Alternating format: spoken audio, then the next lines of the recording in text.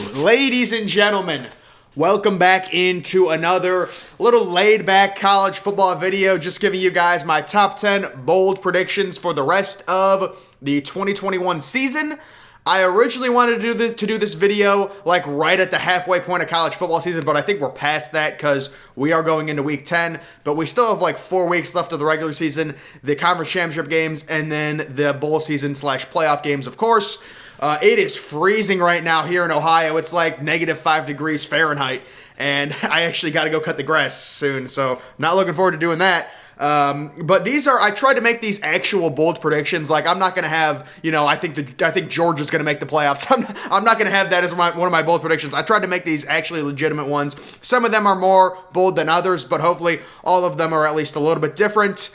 So top 10 bold predictions for college football just the rest of the season. Number 1, CJ Stroud wins the Heisman. So I had CJ as my Heisman winner this preseason, and I see no reason to change it. The Penn State game was a little bit of a setback for Stroud. He really could have taken control or at least been right up jockeying in position with Kenneth Walker if he would have thrown for 3 or 4 touchdowns. He only had 1 touchdown, but it didn't take him out of the race because he had 0 turnovers. Right now, he's looking at, I think, 23 touchdowns, 3 interceptions. The one major problem for CJ is he missed the game against Akron. And when you look at season totals, he probably would have 4 or 5 more passing touchdowns if he would have played in that game against Akron. He was out with the shoulder injury, and Kyle McCord started that game. He'd probably be looking at around 27 or 28 passing touchdowns with a better efficiency rating, considering Akron, is one of the worst teams in FBS. But he is still my Heisman pick. He's got Michigan coming up at the end of the season. Michigan State, probably both top 10 matchups. There are significant opportunities for CJ Stroud to really make his case on why he is the Heisman. I believe he's 3rd right now in overall odds, trending right around 3rd, right around 4th with Caleb Williams. They're both behind Bryce Young and Kenneth Walker. Well, actually, CJ Stroud is ahead of Kenneth Walker, but if you look at the overall Heisman ladder and stuff like that, Kenneth Walker today would be the Heisman if the season ended today. It doesn't. We expect Kenneth Walker to probably have some tough games, maybe get shut down.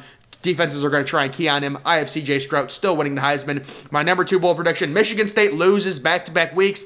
That's at the end of the season at Ohio State and then versus Penn State. So they go to Columbus.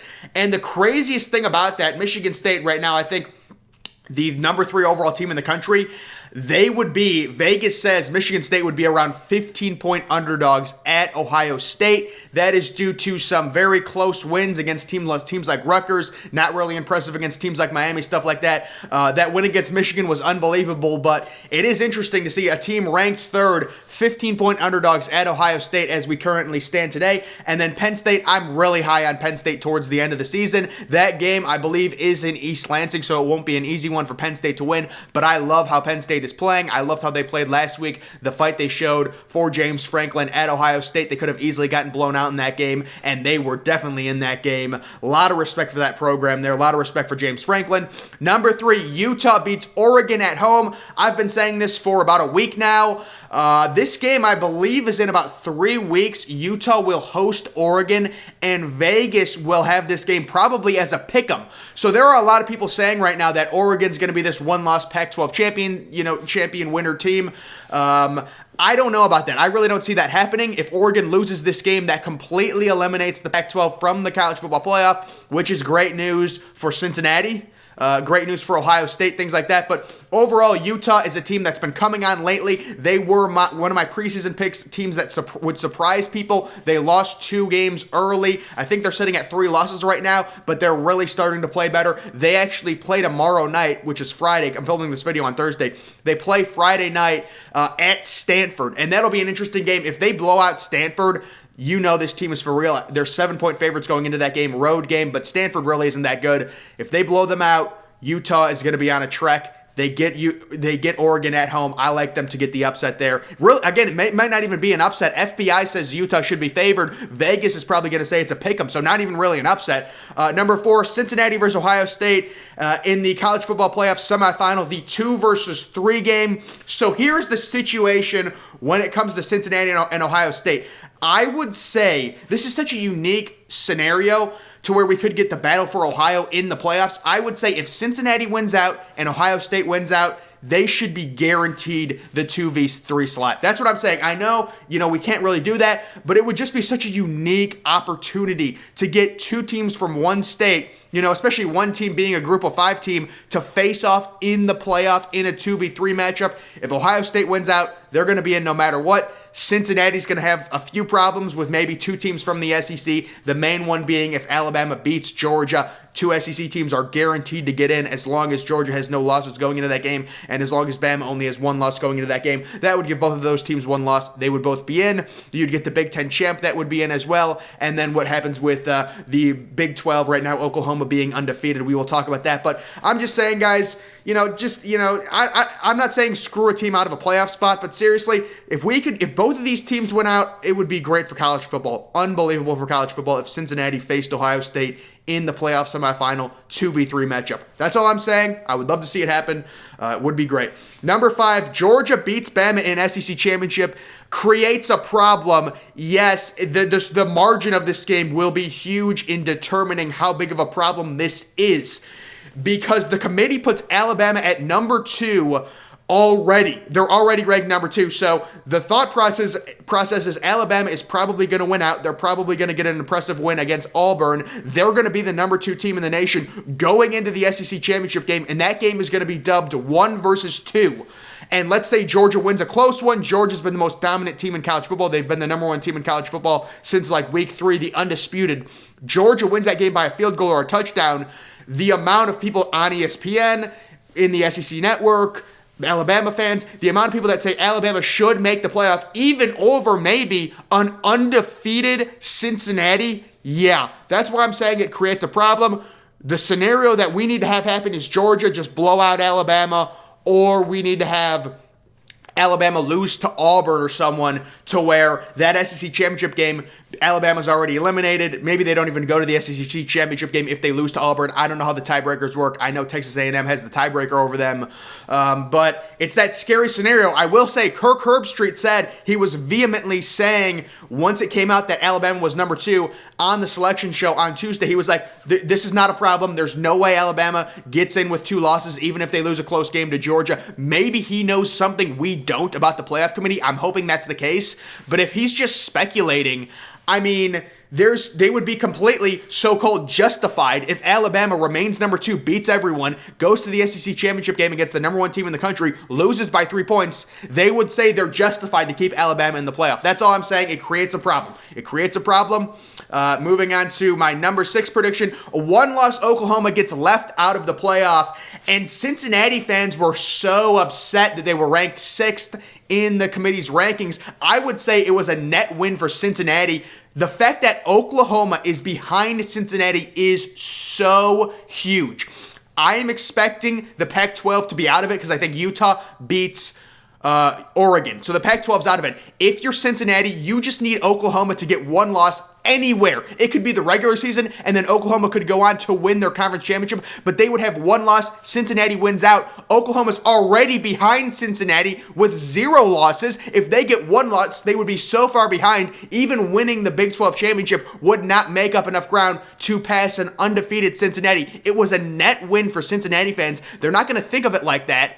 They're not going to, because they ranked 6th. They ranked number 2 in the AP. They're ranked 6th here. But the fact that Oklahoma is behind Cincinnati, and that was really the committee's best move, putting Oklahoma at 8. I'm sorry, you have to use the eye test. You cannot be losing against the worst team in in Power 5 football, one of the worst teams in FBS.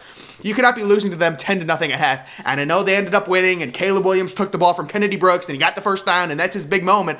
You end up winning. You can't be losing to a team like that 10-0 at half and not get penalized because, you ended up winning the game. No. Context matters. Eye test matters. Oklahoma, to me, the committee ranking Oklahoma number 8 tells me one thing. If they lose once, they're done. That's what it tells me, which is huge for Cincinnati fans. Number 7, Penn State wins out, makes a New Year's Six Bowl. I don't think they'll go to the Rose Bowl. I think Michigan heads to the Rose Bowl, but I do think they will make a New Year's Six Bowl. slightly above Michigan State, even if they have 3 losses, because they would have so many quality wins at this point. I'm big on to Penn State. I think James Franklin stays at Penn State. There's all this talk about him going to USC, maybe LSU, whatever. He's got a stud 5-star quarterback coming in, stud running back, really good. He's built such a great infrastructure at Penn State, really good recruiting class coming in. A lot of respect for that program.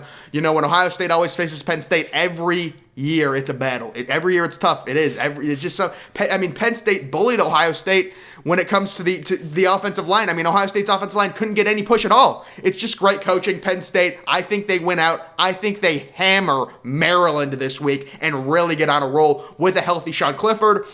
I'm not trying to excuse their loss against Illinois, but it's explainable. Sean Clifford not healthy. It's raining. The one thing that's not explainable is giving up 300 rushing yards to Illinois. That's not, but I'm just saying, they're obviously looking past Illinois. Illinois at the time was the worst team in the Big Ten by far. You're going to be looking past them.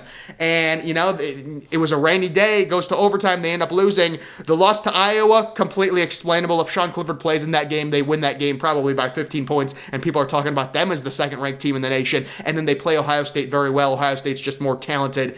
That loss is understandable. That's on the road, primetime. Very tough game. Very tough game. Number 8, how about this one? Virginia beats Notre Dame at home. Everyone's talking about Cincinnati. Well, Notre Dame's going to win out. We heard on the selection show, everyone talking about Notre Dame doesn't have a tough game. Yeah, they do. Virginia, this is a team, high-scoring offense, high-octane offense. Brendan Armstrong leading the nation in passing yards.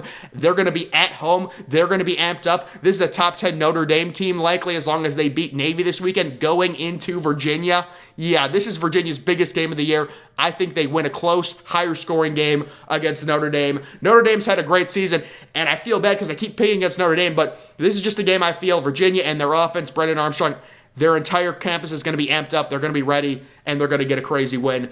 Number 9, how about this? Appalachian State finishes ranked 10-2. I love Appalachian State. They lost 2 games early, so everyone wrote them off. But you look at their schedule. This is a team that can finish ranked. They can finish 10-2. They're going to win their last 4 games. I also love Coastal Carolina, and I'm disappointed at the playoff committee's lack of respect they've shown to these group of 5 teams. Really disappointed in it. And then number 10, Matt Corral throws 30 INTs. Heisman odds improved. Yeah, that's just an issue I have with Matt Corral. That's a whole other thing. I just wanted to throw that in there. But guys, that is going to do it for my top 10 bold predictions for the rest of the 2021 college football season. You know, I hope everyone good luck out there, whoever you're rooting for. Hope you guys win, things like that. That is going to do it for this video. Make sure you're following me on Twitter. Link to that's always in the description. I'm, of course, the Depressed Ginger. Thank you for watching.